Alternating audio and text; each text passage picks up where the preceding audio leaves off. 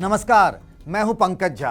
आप मेरे साथ देख रहे हैं ऑफ द रिकॉर्ड और इसमें आज हम बात करेंगे यूपी में हुए एमएलसी चुनाव को लेकर। और इस चुनाव में 3 जगहों पर पीएम नरेंद्र मोदी के संसदीय क्षेत्र वाराणसी, अखिलेश यादव का जो संसदीय क्षेत्र था वो इसीलिए कह रहा हूं चूंकि उन्होंने लोकसभा से इस्तीफा दे दिया, यानी आजमगढ़ में बीजेपी की हार क्यों हुई और बीजेपी के खिलाफ जो जीते हैं वो बीजेपी के एमएलसी के बेटे चुनाव जीते हैं। और राजा भैया के इलाके प्रतापगढ़ में आखिर बीजेपी क्यों हार गई। और सबसे बड़ी बात कि जो 3 निर्दलीय चुनाव जीते हैं बीजेपी को हराकर, वो तीनों एक ही राग से एक ही बात कह रहे हैं कि हमारी ये जीत पीएम नरेंद्र मोदी और सीएम योगी आदित्यनाथ की जीत है। तो जिन्होंने बीजेपी को हराया वो भी अपनी जीत का क्रेडिट मोदी और योगी को दे रहे हैं। अब बात विस्तार से करते हैं।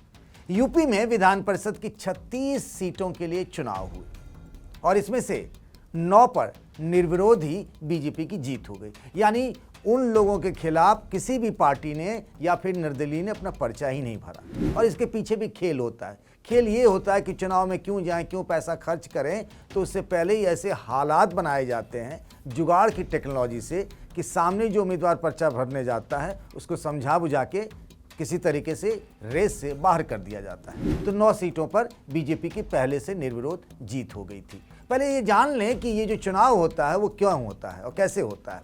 ये स्थानीय निकाय से 36 सीटों के चुनाव होने थे, जिसमें लोकल बॉडी जो होता है जैसे कि बीडीसी, ग्राम प्रधान, ज़िला पंचायत के सदस्य, उसके बाद आपको ज़िला पंचायत के अध्यक्ष, उस इलाके के विधायक, एमएलसी और सांसद, ये सब वोट डालते हैं। लेकिन जिस पार्टी का या जिस उम्मीदवार का बीडीसी और ग्राम प्रधानों पर कब्जा हो जाता है, समझिए उसकी जीत होती है। इसीलिए कहा जाता है कि चुनाव सरकार का चुनाव होता है और डीएम-एसपी भी इसमें एक बड़ा रोल प्ले कर लेते हैं। वो इसीलिए कि अगर डीएम-एसपी ने किसी ब्लॉक प्रमुख ग्राम प्रधान को फ़ोन कर दिया तो समझ जाता है कि सरकार का इशारा किधर है। लोग वैसे भी समझ जाते हैं और सरकार की जीत होती है। अखिलेश यादव जब थे तब इन सब सीटों पर समाजवादी पार्टी की जीत हुई थी। तमाम जो अखिलेश यादव के आसपास घूमने वाले नेता थे, जो आप देखा करते थे, अभी भी हैं, जो विधान परिषद के सदस्य हुआ करते थे, सुनील यादव से लेकर आपको बताऊं कि उदयवीर और आनंद भदौरिया, ये सब जितने भी नेता हुआ करते थे, ये सब एमएलसी इसी तरीके से चुनाव जीते थे। अब हम बात करते हैं कि आज जो नतीजे आए हैं वो 27 सीटों के। मैं बाकी नतीजों की बात नहीं करूंगा क्योंकि वहां बीजेपी को जीतना था और बीजेपी जीत भी गई।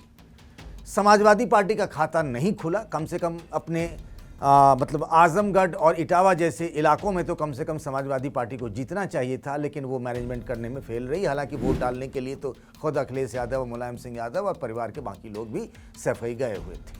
अब बात करते हैं 3 चुनावों की, और ये 3 चुनाव है पीएम मोदी का संसदीय क्षेत्र वाराणसी, जहाँ से बीजेपी उम्मीदवार की जमानत जब्त हो गई। भाई मोदी जी इतने लोकप्रिय हैं और इस पूर्वांचल में बनारस में तो किसी दूसरी पार्टी का खाता तक नहीं खुला था।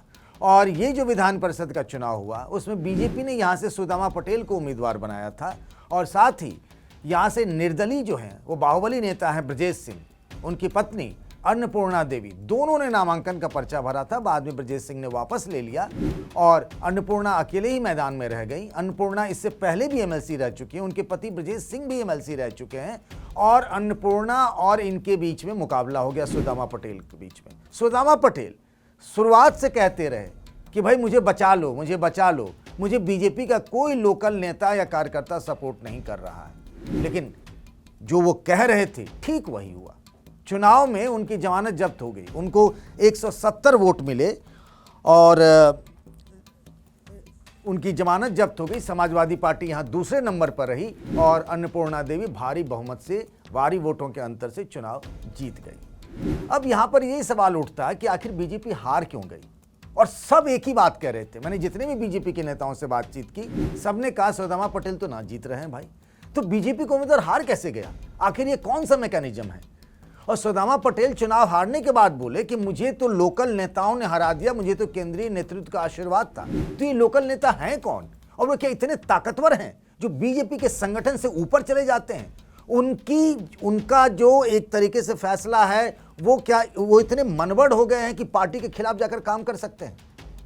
अगर सुदामा पटेल की बातों पर यकीन करें तो ऐसा ही हुआ। जिस क्षेत्र में सारे के सारे लोग बीजेपी के हैं, चुने हुए जनप्रतिनिधि अधिकतर, वहां कैसे हार गई भाई बीजेपी। और बीजेपी का उम्मीदवार शुरुआत से यह बात कहता रहा फिर भी उनकी मदद नहीं हो पाई। और गजब की बात है कि अन्नपूर्णा जैसे ही चुनाव जीती तो मीडिया से बात करते हुए उन्होंने कहा कि ये जो मेरी जीत है ये प्रधानमंत्री नरेंद्र मोदी और सीएम योगी आदित्यनाथ की जीत है। उन्होंने बीजेपी को हराया और योगी आदित्यनाथ और नरेंद्र मोदी जो प्रधानमंत्री हैं उनको वो क्रेडिट दे रही है। मुझे जो जानकारी मिल रही है कि स्थानीय स्तर पर जितने भी थे लोग, मैं नाम नहीं लूंगा, विधायक हों, सांसद को तो खुद ही प्रधानमंत्री नरेंद्र मोदी हैं, विधायक से लेकर जितने लोकल जनप्रतिनिधि थे, उन सब ने कहा जा रहा है कि उन्होंने अन्नपूर्णा देवी का साथ दिया, यानी ब्रजेश सिंह का साथ दिया और बीजेपी की यहाँ जमानत जब्त हो गई। इतना ही दिलचस्प और रोचक मामला आजमगढ़ का भी है।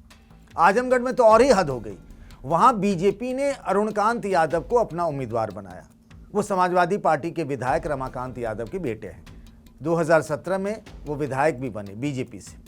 उनके खिलाफ बीजेपी के ही एमएलसी हैं यशवंत सिंह, वो कभी मायावती की सरकार में मंत्री भी हुआ करते थे, फिर समाजवादी पार्टी चले गए और जब बीजेपी की सरकार बनी 2017 में तो वो बीजेपी में चले आए।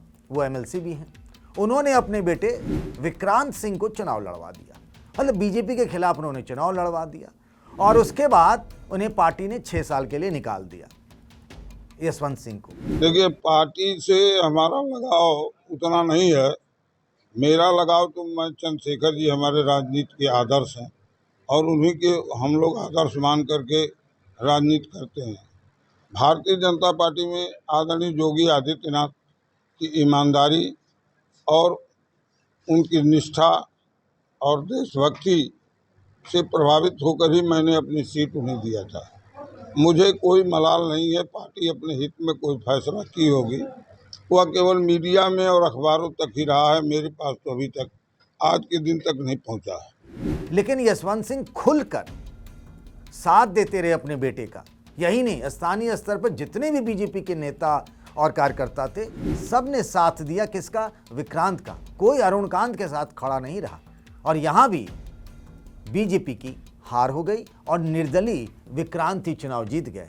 और वही बनारस वाली बात यहां भी है, अपनों ने ही अपने को हरा दिया, यानी बीजेपी के लोगों ने ही बीजेपी को बनारस में भी हराया और यहां आजमगढ़ में भी हराया। और जैसे अन्नपूर्णा कह रही हैं कि वो जीत उनकी नहीं, पीएम मोदी और सीएम योगी की जीत है, तो यहां भी यशवंत के जो नए नवेले एमएलसी चुने गए हैं बेटे विक्रांत, वो भी कह रहे हैं ये जीत मेरी नहीं है, ये योगी और मोदी की जीत है। और एक और मामला ऐसा ही है प्रतापगढ़ का, यानी बाहुबली नेता राजा भैया और रघुराज प्रताप सिंह का इलाका।